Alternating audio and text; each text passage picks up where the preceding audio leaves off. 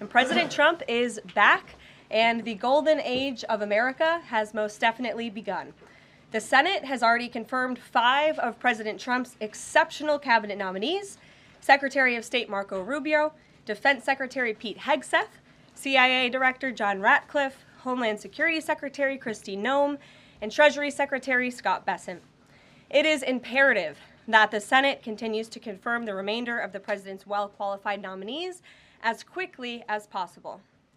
As you have seen during the past week, President Trump is hard at work fulfilling the promises that he made to the American people on the campaign trail. Since taking the oath of office, President Trump has taken more than 300 executive actions, secured nearly $1 trillion in U.S. investments, deported illegal alien rapists, gang members, and suspected terrorists from our homeland, and restored common sense to the federal government. I want to take a moment to go through some of these extraordinary actions. On day 1, President Trump declared a national emergency at our southern border to end the 4-year-long invasion of illegal aliens under the previous administration.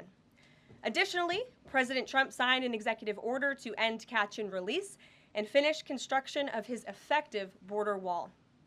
By using every lever of his federal power, President Trump has sent a loud and clear message to the entire world.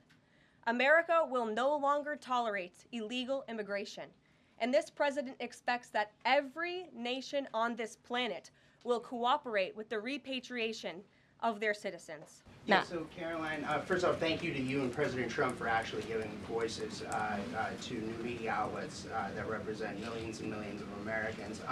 The thing I would add, I've got a 2-part question for you. The first is just, can you expand upon what steps the White House is going to take to bring more voices, not less, which is what our founder, Andrew Breitbart, believed in, into this room where they rightfully belong? Yeah. Absolutely. And as I said in my opening statement, Matt, it is a priority of this White House to honor the First Amendment. And it is a fact that Americans are consuming their news media from various different platforms, especially young people. And as the youngest press secretary in history, thanks to President Trump, I take great pride in opening up this room to new media voices to share the president's message with as many Americans as possible. In doing so, number one, we will ensure that outlets like yours, Axios and Breitbart, which are widely respected and viewed outlets, have an actual seat in this room every day. We also, again, encourage anybody in this country, whether you are a TikTok content creator, a blogger, a podcaster, if you are producing legitimate news content, no matter the medium, you will be allowed to apply for press credentials to this White House. And as I said earlier, our new media website is whitehouse.gov/new media. And so we encourage people to apply. Again, as long as you are creating news-related content of the day and you're a legitimate independent journalist, you're welcome to cover this White House. Deanna. 2 questions on deportations, if I may. President Trump had said on the campaign trail that he would deport pro-Hamas students who are here on visas. And on his first day in office, he signed an executive order that said, quote, "The U.S. must ensure that admitted aliens and aliens otherwise already present in the U.S. do not bear hostile attitudes towards its citizens, culture, government, institutions, or founding principles." So should we take this executive order as Trump saying he would be open to deporting those students who are here on visas but, hold pro-Hamas sympathies? The president is open to deporting individuals who have broken our nation's immigration laws. So if they are here illegally, then certainly he is open to deporting them. And that's what this administration is hard at work at doing. We receive data from DHS and from ICE every single day. From what we hear on the ground, ICE agents are feeling incredibly empowered right now because they actually have a leader in this building who is supporting them in doing their jobs that they were hired to do, which is to detain, arrest, and deport illegal criminals who have invaded our nation's borders over the past 4 years. That's what the president is committed to seeing. Peter. Caroline, very quickly, just following up on the question on immigration first. President Trump, during the course of the campaign in 2024, said the following about illegal immigration. He said, "They're going back home where they belong, and we start with the criminals. There are many, many criminals." NBC News has learned that ICE arrested 1,179 undocumented immigrants on Sunday, but nearly half of them, 566 of the migrants, appear to have no prior criminal record besides entering the country illegally? Is the president still focused exclusively, which is a civil crime, it's not criminal? It's a federal crime. So I'm asking though, he said he was going to focus on those violent offenders first. So is violent offenders no longer the predicate for these people to be deported? The president has said countless times on the campaign trail, I've been with him at the rallies, I know you've been there covering them too, Peter, that he is focused on launching the largest mass deportation operation in American history of illegal criminals. And if you are an individual, a foreign national, who illegally enters the United States of America, you are, by definition, a criminal. And so therefore, you are subject to deportation. I apologize for interrupting. So to be clear, it's not violent criminals do not receive precedence in terms of the deportations taking place. The president has also said two things can be true at the same time. We want to deport illegal criminals, illegal immigrants from this country, but the president has said that, of course, the illegal criminal drug dealers, the rapists, the murderers, the individuals who have committed heinous acts on the interior of our country and who have terrorized law-abiding American citizens, absolutely, those should be the priority of ICE, but that doesn't mean that the other illegal criminals who entered our nation's borders are off the table. John. Thanks a lot, Caroline. As you know, in the first week that the president was in office, signed an executive order as it relates to birthright citizenship, trying to eliminate that. Now, 22 state attorney generals have said that this is unconstitutional. A federal judge has just agreed with their argument. What's the administration's argument for doing away with birthright citizenship? The folks that you mentioned have a right to have that legal opinion, but it is in disagreement with the legal opinion of this administration. This administration believes that birthright citizenship is unconstitutional, and that is why President Trump signed that executive order. Illegal immigrants who come to this country and have a child are not subject to the laws of this jurisdiction. That's the opinion of this administration. We have already appealed the lawsuit that was filed against this administration, and we are prepared to fight this all the way to the Supreme Court if we have to, because President Trump believes that this is a necessary step to secure our nation's borders and protect our homeland. Reagan, since you're in the back row, I hear you. The back row hasn't gotten much attention in the last 4 years, so I'm happy to answer your question. I can project. Does the president intend to permanently cut off funding to NGOs that are bringing illegal foreign nationals to the country, such as Catholic charities? I am actually quite certain that the president signed an executive order that did just that, and I can point you to that. One more, Caroline. President Trump issued an executive order on increased vetting for refugees and visa applications. Right. Part of that order was considering an outright ban for countries that have deficient screening processes. Has the president considered yet which countries might fall into this category, or countries like Afghanistan or Syria under consideration for a full ban? Yeah, so the president signed an executive order to streamline the vetting for visa applicants and for illegal immigrants in this country who are coming, of course, from other nations. It also directed the Secretary of State to review the process and make sure that other countries around the world are being completely transparent with our nation and the individuals that they are sending here. And so the Secretary of State has been directed to report back to the president. I haven't seen that report yet. We've only been here for a few days. Josh. Thank you for the question. I appreciate it. Can you give us an update on the president's plans for his tariff agenda? He spoke a lot about this yesterday, and there's a couple of dates coming up that he's spoken to.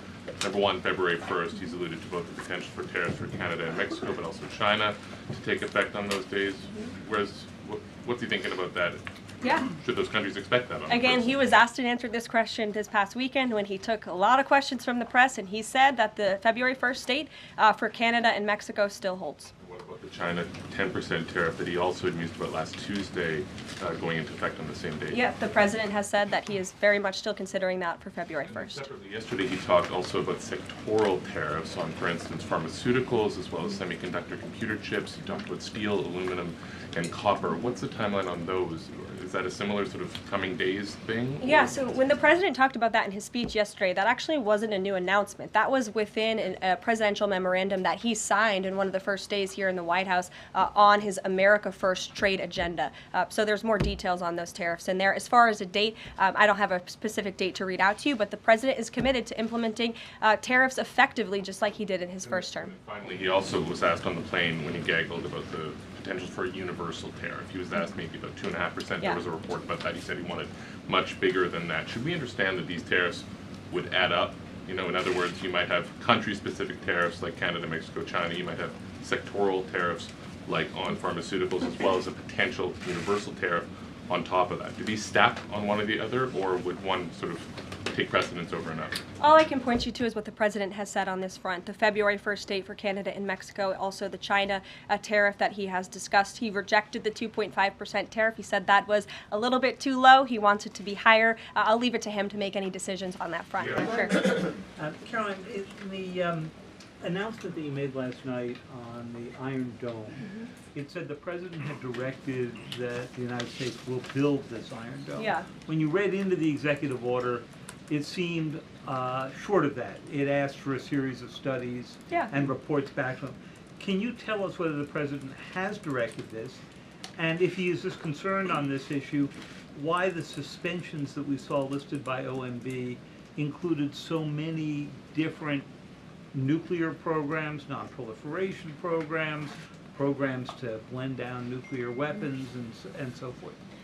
First of all, when it comes to the Iron Dome, the executive order directed the implementation of an Iron Dome. It also, as you said, kind of directed research and studies to see if or how the United States can go about doing this, particularly the Department of Defense. When it comes to the other question that you asked about those specific programs, again, I would say this is not a ban. This is a temporary pause and a freeze to ensure that all of the money going out from Washington, D.C. is in line with the president's agenda. And as the Office of Management and Budget has updates on what will be kickstarted once again, I will provide those to you. Just to clarify for a sec what you were saying before on Medicaid. It wasn't clear to me whether you were saying that no Medicaid would be cut off. Obviously, a lot of this goes to states before it goes to individuals and so forth. So are you guaranteeing here that no individual now on Medicaid would see a cutoff because of the pause? I'll check back on that and get back to you. Christian Day talk. Thanks, Karoline.